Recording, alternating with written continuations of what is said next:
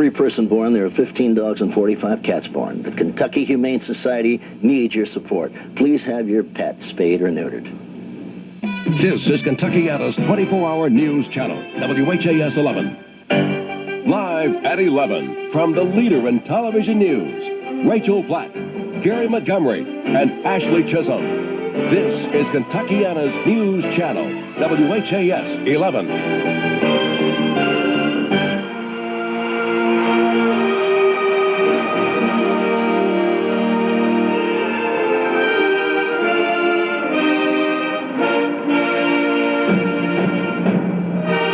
The first day of festivities leading up to the inauguration of President-elect Bill Clinton have now come to a close. Good evening, everyone. I'm Rachel Platt. Today, Bill Clinton said on this wonderful day, we ask you to pray for us and pull for us. Those words began his 121-mile journey from Virginia to Washington.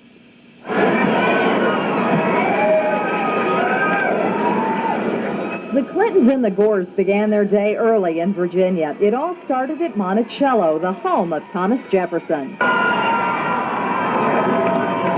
Then it was time to board the bus. 15 of them would begin the 121-mile trek to the nation's capital. Along the way, there were thank yous to those who lined the streets. Thank you. Our tomorrows depend on you. Thank you. Stop thinking about tomorrow. And once in Washington, the entertainment began with a free concert on the Mall. The Queen of Soul herself, one of the acts. I-S-P-C-T, now what it means to me.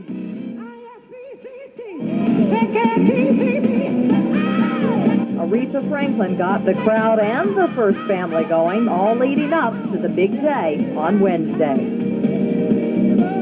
Boy, you gotta love Aretha. Well, most of the official events for this day are now over, but that doesn't mean lights out in Washington. Melissa Swan joins us now live from Washington with a first-hand look at inaugural nightlife. I bet it's wild, Melissa. It has been very interesting this evening, as you're about to see, Rachel. We've got lots of lights out here, and the Capitol has lots of lights on it for this occasion. Those official inaugural events, they seem to be a very, very long list, but it's the unofficial parties that everyone wanted to go to this evening. There are so many, all the groups of people who form even a small group, say they have a party of their own, they have a gala. People here tonight wanted to be on those A lists, or at least see someone who was on the A list. Limos and lots of enthusiasm. Tennessee! Your country! Democrats haven't had one of their own in the White House in a while, and they don't want to miss a minute of this party time. Making your way to a semi-private party is the thing to do on this night. And if you're from Arkansas, as about 12,000 people here in town are, then you probably also claim to be an FOB, friend of Bill. I wanted to show I had on Bill's favorite colors. Yes, ma'am. Say Go Hogs. That's his favorite team, in case y'all didn't know that. Helen Benton says she designed Mrs. Clinton's dress for tomorrow night's inaugural dinner. It's a beautiful black crepe suit, and she'll be beautiful in it. And they're off on the party circuit. But the FOBs may have had to wait for Bill, at least if this crowd was right. It formed about 8 o'clock this evening just down the street from Blair House, where the Clintons are staying. And sure enough, the line of cars looks like a presidential motorcade. The security is certainly tight. They claim a man resembling General Colin Powell just went inside. They assume Clinton is being briefed on Iraq. Is he in there right now? Well, who knows? Rumor has it. Yes, it's a great surmise. For this Lexington couple, it's people watching at its finest. Met him, the first time I met him was in Carrollton, and I got to actually shake his hand. So, I mean, I'm just like the envy of everyone I know. And so... So you might get another glimpse tonight. Yeah, who knows? Then there was this. It seemed to confirm the speculation. The man in the back seat, isn't that Warren Christopher, Clinton's Secretary of State designate? Sure looks like him. But quite seriously, though, that crowd was probably right about what was going on inside the House at that very moment. We do know now that President-elect Clinton has been briefed by General Colin Powell on the situation in Iraq. We also know that he is meeting with members of his cabinet designates. So those people who were standing there watching, that small little crowd we found tonight, were probably right about what's going on. Of course, the powers to be are taking some time out to concentrate on Iraq and the situation there in the Gulf, but a lot of other people are going about the partying business, the VIPs, and those people that you know from television or maybe movies. They're here in Washington, too. Mark Ebert was at the party where if you wanted to see the VIPs, you wanted to be with Mark tonight. Well, as we might say back in Louisville, the party was jamming at Union Station tonight. It was hosted by a native Kentuckian, and it was thrown for James Carville, who many of you might remember as the consultant who helped lead Wallace Wilkinson's successful 1987 campaign for governor. But the first thing that entered my mind is, could you believe that a Kentuckian was hosting the hottest party ticket of inaugural week? The host of ABC's Nightline was here. Yep, that's Ted Koppel. So was Peter Jennings, Tom Brokaw, and singer Judy Collins. There were some local celebrities as well. I think this is the hottest ticket in the whole inaugural, actually. It was a Kentuckians' party for one of the biggest stars in Washington these days, consultant James Carville, who engineered Governor Wallace Wilkinson's victory in Kentucky in 1987, has now struck gold as the man who helped drive Bill Clinton to the White House.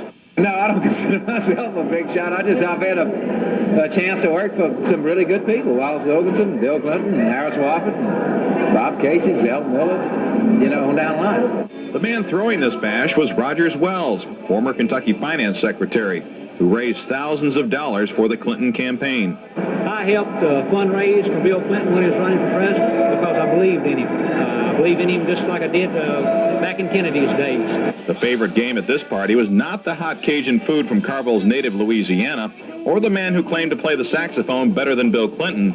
No, stargazing was clearly at the top of everyone's agenda. Are you stargazing? Oh, yes. Who have you seen there you're really impressed with? Ted Koppel. Yes. Oh, I just love to watch him on the news. So it's wonderful to see him in person. Now, you may have noticed the folks at that party, very few of them are wearing coats and ties. The reason? Carville is well known for walking around in blue jeans, white socks, and loafers. That's what he wears to work.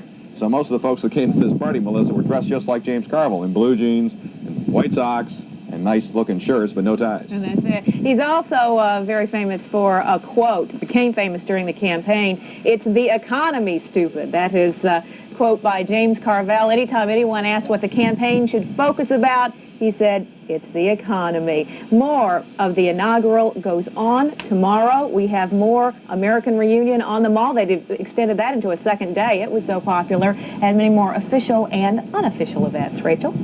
All right, thanks a lot, Melissa. Hopefully you all can go out and have some fun now at some of these parties. I don't know about that. Probably not. You're probably too tired. All right, thanks a lot. Great job. And now on to some other news. Well, President-elect Bill Clinton is certainly thinking about Iraq. So is the current President, George Bush. Tired of Iraqi refusals to live up to UN resolutions, President Bush delivers the second bombing strike of this new year. The attack comes 2 years to the day after Allied forces began the Gulf War against Iraq. The News Channel's Jeff Livson reviews the day's events.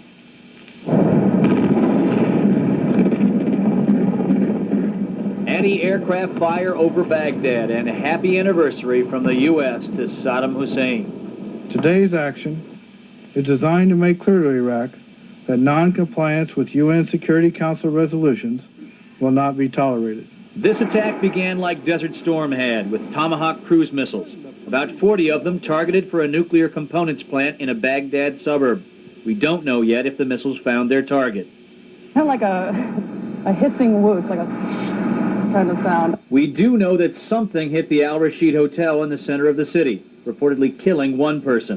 A fireball basically just flashed by, and then we heard the loud explosion, and we didn't realize how close to the hotel it actually was. Obviously bright lights, looking out of the window. The Iraqi government claims a cruise missile hit the hotel, but U.S. officials say anti-aircraft fire may be to blame. Come back to the city of God. Saddam Hussein quickly hit the airwaves, declaring the attack a failure. Meantime, the other United Nations partners hope that Saddam had finally got the message.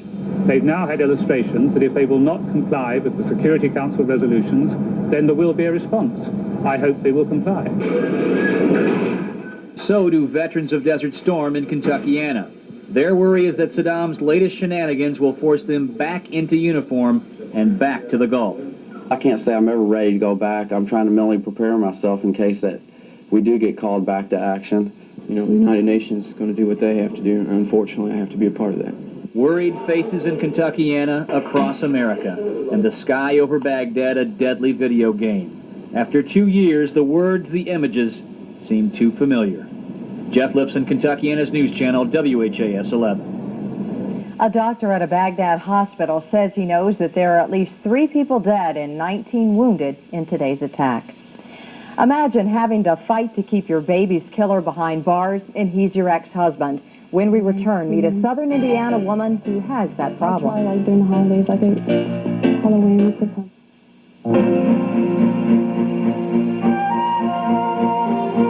It's been said, living in the country, running a farm and working with the land, lets you better appreciate the basic things in life and better see what really counts, like the value of good decisions and how you find it's often what you carry with you that determines how far you go.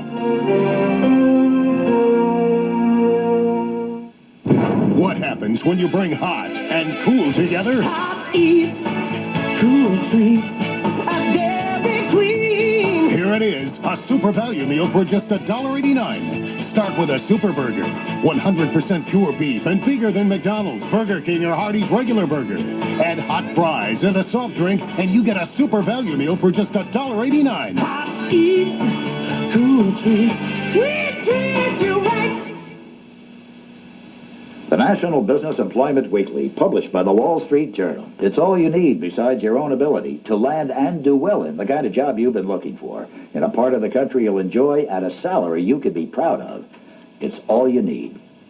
Get the National Business Employment Weekly at your newsstand or order by credit card and get 8 issues by first-class mail for $35. Call 800-341-2222. 800-341-2222. The National Business Employment Weekly. A father in a southern Indiana jail because of the death of his infant son may be getting out early, and the mother of the dead boy doesn't want that to happen. As the News Channel's Lisa Chiava tells us, Robert Leach's ex-wife is fighting to keep him behind bars. Baby Corey Leach was 4.5 months old when he died from head injuries. His father is serving a 4-year sentence for neglect and reckless homicide.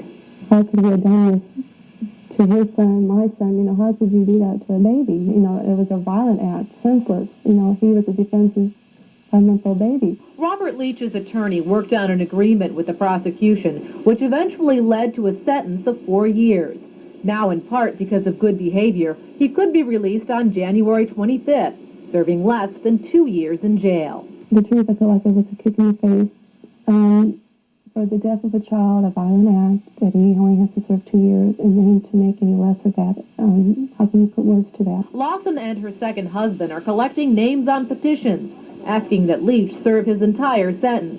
I never knew Corey, but this is a situation that just is not right. Laura Lawson says not only will her ex-husband not spend much time in jail, the time he spends here she doesn't consider much punishment, because she says he doesn't wear an inmate's uniform, and he can even leave the jail occasionally on escorted visits. Next week, Lawson will go before a judge. She'll bring one of Corey's toys and a baby blanket, hoping that will help describe her grief. No one knows the loss of a baby, missing holding Corey or missing feeding him. Lawson says Corey was too little to fight for his life when he died, so now she wants to fight for him, this time to keep his father in jail. Lisa Chiava, Kentuckiana's News Channel, WHAS 11. Robert Leach has been described as a model prisoner. Now, the News Channel tried to reach Leach's attorney. He was not available for comment. Well, up next, Ashley has the back-to-work forecast.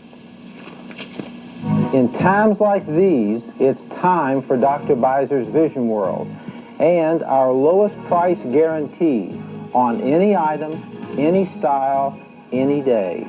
Or we'll refund the difference and give you a free pair of glasses. That's our guarantee, backed by over 50 years of providing quality eyewear at the lowest prices. Any item, any style, any day. In times like these, it's Dr. Beiser's Vision World. Satisfaction guaranteed. It's so small, but it's big on softness. It's new Ultra Downy. A little does a lot. This tiny cap of Ultra Downy gives you the fluffiest softness, just like this big Downy cap. So now you don't need a big cap full of softener. Just a tiny cap of Ultra Downy softens the exact same amount. A whole wash load full. Just this much gave my whole wash the fluffiest softness. Now you can get the best softness from a little bottle. So why mess with a big one? So much softness, so little Ultra Downy. Presidential Inauguration 93. The news channel will be there, reporting live. Join Melissa Swan and political reporter Mark Hebert to give you a local perspective on the ceremony. Live inaugural coverage this week on Kentuckiana's news channel, WHAS 11.